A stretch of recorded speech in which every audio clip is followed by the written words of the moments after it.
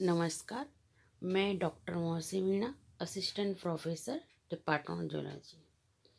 आज हम genetic disorders in human beings या मनुष्य में आनुवंशिक असंगतियों के बारे में स्टडी करेंगे।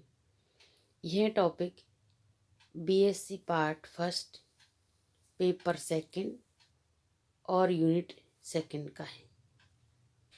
अब यहाँ पर हम जेनेटिक डिसऑर्डर्स के अंतर्गत सिंड्रोम के बारे में देखेंगे कि सिंड्रोम क्या होते हैं। तो ये देखा कि हमने ह्यूमन में जो क्रोमोसोम्स हैं उनकी जो नंबर हैं वो 46 होते हैं और उसमें 2 पेयर तो सेक्स क्रोमोसोम्स होते हैं और 44 ऑटोसोम्स होते हैं। तो सिंड्रोम के अंतर्गत हम देखते हैं कि इसमें जो ह्यूमन में क्रोमोसोम्स पाए जाते हैं उनमें अगर चेंजेस हो जाते हैं और उन चेंजेस के कारण ही उनमें जेनेटिक एबनॉर्मलिटीज प्रोड्यूस होती है और उनसे जो सिंड्रोम प्रोड्यूस होते हैं। तो यहाँ हमने देखा कि जब किसी ऑर्गेनिज्म में अगर डिप्लॉयड क्रोमोसोम्स होते हैं, उनके क्रोमोसोम्स की जो डिप्लॉयड नंबर हैं उनमें से एक या ज़्यादा अगर क्रोमोसोम्स की लॉस होता है या ग्रोथ होती है तो उसको एन्यूप्लॉइडी या असंगुणिता कहते हैं। और इसके कारण जो म्यूसिस डिवीज़न होता है उनमें एक या उससे ज़्यादा जो होमोलॉगस क्रोमोसोम्स के जो सेपरेट नहीं हो पाते और उनकी संख्या में कुछ चेंजेस हो जाते हैं। अब हम यहाँ देखेंगे डिसऑर्डर्स या असंगतियों के टाइप्स के बारे में। तो डिसऑर्डर्स को भी 2 भागों में बांटा गया है। फर्स्ट ऑटोसोमल क्रोमोसोमल डिसऑर्डर्स और सेकंड है एलोसोमल या सेक्स क्रोमोसोमल डिसऑर्डर्स। तो ऑटोसोमल जो क्रोमोसोमल डिसऑर्डर्स होते हैं तो ये 22 पेयर्स वो ऑटोसोम्स क्रोमोसोम्स होते हैं, उनमें किसी भी पेयर के जो क्रोमोसोम्स होते हैं उनके अवियोजन के द्वारा ही ये डेवलप होती है। और एलोसोमल जो सेक्स क्रोमोसोमल डिसऑर्डर्स हैं तो सेक्स क्रोमोसोमल डिसऑर्डर्स हैं ये 2 पेयर्स जो सेक्स क्रोमोसोम्स होते हैं उनमें किसी भी पेयर में क्रोमोसोम्स के अवियोजन के द्वारा ही ये डेवलप होती है। अब हम यहाँ देखेंगे ऑटोसोमल क्रोमोसोमल डिसऑर्डर्स। तो इसको भी 2 भागों में बांटा गया है, डाउन सिंड्रोम्स और एडवर्स सिंड्रोम्स। तो डाउन सिंड्रोम्स में क्या होता है कि ये ऑटोसोमल क्रोमोसोमल डिसऑर्डर्स के अंतर्गत ही आता है और ये ऑटोसोमल क्रोमोसोमल डिसऑर्डर्स हैं वो अभी हमने देखा था कि जो 22 पेयर्स ऑटोसोम्स क्रोमोसोम्स होते हैं उनमें ही क्रोमोसोम्स के अवियोजन के द्वारा ही डेवलप होती है। तो यहाँ पर इसको 2 भागों में बांटा गया है, डाउन सिंड्रोम्स और एडवर्स सिंड्रोम। पहले हम देखेंगे डाउन सिंड्रोम के बारे में। तो डाउन्स के अंतर्गत देखा कि जब अगर ह्यूमन के बॉडी में जो क्रोमोसोम्स पाए जाते हैं उनमें अगर 21 या 21वें जोड़े और क्रोमोसोम्स में ट्राइसोमी या 46 की जगह अगर 47 क्रोमोसोम्स हो जाते हैं तो एक ज़्यादा होने को ही ट्राइसोमी का, तो इसको डाउन सिंड्रोम डिजीज के नाम से जाना जाता है। तो सबसे पहले हम देखेंगे कि डाउन सिंड्रोम से इसके बारे में सबसे पहले 1866 में जॉन डाउन ने मंगोलियाइड जड़ बुद्धिता या डाउन सिंड्रोम एक ऑटोसोमल एन्यूप्लॉइडी का उनको सबसे पहले बताया था। तो इसमें क्या हुआ कि जो 21 पेयर का जो क्रोमोसोम्स हैं उसमें 2 क्रोमोसोम्स की जगह पर उसमें 3 क्रोमोसोम्स होते हैं। तो यहाँ पर जो क्रोमोसोम्स हैं उनका जो ग्रुप होता है वो 2n+1। तो इसमें ये 2n+1 मीन्स 47 हो जाता है। तो इसमें क्रोमोसोम्स जो 21 पेयर होता है उसमें ट्राइसोमी हो जाती है। और इसमें इस तरह के जो है इनको मंगोलियाई मूर्ख भी कहते हैं। और इनकी जो हाइट होती है वो 3.5 से 4 फीट तक होती है। और इनका जो माउथ होता है वो हमेशा ओपन ही रहता है। और ये एक तरह से मेंटली थोड़े वीक होते हैं। और इनमें जो सेक्सुअल मैचुरेशन होता है वो भी थोड़ी लेट आती है। और इनकी जो पाँव में हथेली होती है वो भी एक गहरी लाइन में आ जाती है। जैसे कि इस जो गहरी लाइन में आ जाती है इसको क्या कहते हैं, सीमन लाइन भी कहते हैं। और इनकी जो डाउन सिंड्रोम वाले जो ह्यूमंस होते हैं उनमें जो आइज होती है उनकी नीचे की तरह स्किन में फोल्ड भी पाए जाते हैं। और एक इनकी जो टंग होती है वो भी थोड़ी मोटी हो जाती है। और इनका जो लाइफ साइकिल होती है वो 20 से 25 ईयर्स तक ही होती है। ये तो हुआ डाउन सिंड्रोम के बारे में। और इसके अलावा ऑटोसोमल क्रोमोसोम डिसऑर्डर्स के अंतर्गत जो सेकंड है एडवर्स सिंड्रोम। तो एडवर्स सिंड्रोम में क्या होता है कि सबसे पहले तो हम देखेंगे कि इसके बारे में किसने खोज की थी। तो 1960 में J.H. एडवर्ड्स ने इन्होंने इसके बारे में बताया। इन्होंने कहा कि इसमें जो ह्यूमन में 18वें पेयर पे जो क्रोमोसोम्स होता है उनमें भी ट्राइसोमी हो जाती है। मतलब उसमें ट्राइसोमी मीन्स एक क्रोमोसोम्स एक्स्ट्रा आ जाता है। और वो 46 की जगह पे उसमें भी 47 क्रोमोसोम्स आ जाते हैं। लेकिन डाउन्स में हमने देखा था कि वो 21 पेयर पे हुआ और यहाँ एडवर्स में 18 पेयर पे जो क्रोमोसोम्स होता है उसमें ही चेंजेज हुआ। तो इसमें होने के बाद में इस सिंड्रोम्स के कारण क्या होता है कि ये जो ह्यूमन होते हैं वो बाइबॉर्न ये हार्ट पेशेंट होते हैं। और इनका जो रेस्पिरेशन सिस्टम है वो भी वीक होता है। और इनकी जो बॉडी की इम्यूनिटी पावर होती है वो भी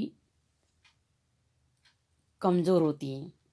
और इनका भी जो लाइफ साइकिल है वो भी थोड़ा कम होता है। और ये भी मेंटली कमज़ोर होते हैं। तो इस तरह से एडवर्स जो सिंड्रोम होता है उनके जो चाइल्ड होते हैं उनमें मानसिक एबनॉर्मेलिटी पाई जाती है। और इस तरह के जो चाइल्ड होते हैं जो एडवर्स सिंड्रोम वाले उनकी 6 मंथ में ही डेथ हो जाती है। अब हम यहाँ देखेंगे एलोसोमल या सेक्स क्रोमोसोमल डिसऑर्डर्स। तो ये लिंगी जो क्रोमोसोम्स हैं उनके डिसऑर्डर्स को भी हमने 2 भागों में यहाँ देखा। फर्स्ट टर्नर सिंड्रोम्स और सेकंड है क्लाइनफेल्टर सिंड्रोम्स। तो फर्स्ट जो टर्नर सिंड्रोम है या एलोसोमल मीन्स ये जो सेक्स क्रोमोसोम्स होते हैं उनमें ही चेंजेस होते हैं। तो सबसे पहले हम देखेंगे टर्नर जो सिंड्रोम है उसकी खोज H.S. टर्नर ने की थी और वो 1938 में ही इन्होंने की थी। तो ये जो सेक्स क्रोमोसोम्स होते हैं उनमें जो एक गुणसूत्र होता है उसकी कमी हो जाती है। तो उनमें 46 की जगह 45 ही क्रोमोसोम्स रह जाते हैं और इससे टर्नर सिंड्रोम डिजीज हो जाती है। तो इसमें देखा कि जो क्रोमोसोम्स में ये केवल जो एक्स क्रोमोसोम्स होता है उस पे ही प्रेजेंट होता है, क्योंकि ये लिंक क्रोमोसोम्स या ऑटोसोमल ऑलोसोमल क्रोमोसोम्स के लिए इनको मोनोसोमिक या 2n-1 से भी डिनोट करते हैं। मोनोसोमिक या एक न्यून सूत्रता। तो इनमें 46 की जगह पर 45 क्रोमोसोम्स ही होते हैं और इनमें कोई बार बॉडी भी नहीं होती, क्योंकि इनमें केवल एक एक्स क्रोमोसोम ही होता है।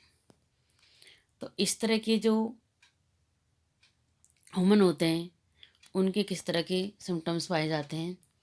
इनमें जो ओवरी होती हैं वो भी कम डेवलप होती हैं और इनमें जो ओवम का फॉर्मेशन है वो भी नहीं होता। इसलिए ओवम का अगर फॉर्मेशन नहीं होगा तो ये एक तरह से स्टाइलर होते हैं और इनके जो हेयर होते हैं वो भी बहुत ही थिन होते हैं और इनमें जो स्तन ग्लैंड्स होती हैं कम डेवलप होती हैं और इनकी जो हाइट होती है वो भी 4.5 से 5 फीट तक मैक्सिमम होती है और ये मेंटली भी वीक होते हैं और इनमें जो ओवरी होती है वो भी अर्ध विकसित होती हैं और इनके जो ईयर होते हैं वो भी नीचे की ओर होते हैं और इनका ब्रेस्ट होता है वो भी थोड़ा ब्रॉड होता है और इनके थोरेक्स होते हैं, थोरेक्स वाला जो पार्ट है वो भी कम डेवलप होते हैं और इनकी जो बुद्धि होती है वो भी थोड़ी कम पाई जाती है। अब एलोसोमल क्रोमोसोमल डिसऑर्डर्स का सेकंड है क्लाइनफेल्टर सिंड्रोम। तो ये क्लाइनफेल्टर सिंड्रोम है, इसके बारे में सबसे पहले H.F. क्लाइनफेल्टर से 1942 में इसकी खोज की थी। तो इन्होंने बताया कि जब ह्यूमन की बॉडी में पाए जाने वाले अगर ये एलोसोमल सेक्स क्रोमोसोम हो तो उनमें एक लिंगी जो क्रोमोसोम्स होते हैं उनमें एक्स क्रोमोसोम की अगर वो ग्रोथ हो जाती है तो उनमें टोटल जो 46 के बजाय इनमें क्रोमोसोम्स होते हैं वो उनकी 47 हो जाती हैं और इससे जो डिजीज प्रोड्यूस होती हैं उसे ही क्लाइनफेल्टर डिजीज कहते हैं। तो इनमें क्रोमोसोम्स में 44 प्लस XSY से इसको शो करते हैं। तो एक तरह से ये जो एलोसोम क्रोमोसोम्स हैं उनमें ट्राइसोमिक होते हैं या एकाधी सूत्रता।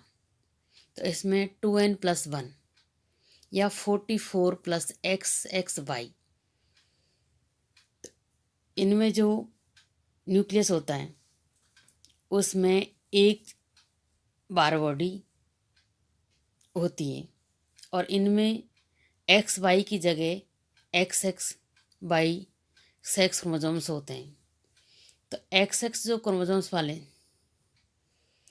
एक्स का वाई क्रोमोसोम्स वाले जो स्पर्म्स होते हैं उनसे फर्टिलाइज होने पर जाइगोट में XXY क्रोमोसोम्स हो जाते हैं। तो इसके अंतर्गत कौन कौन से लक्षण दिखाई देते हैं।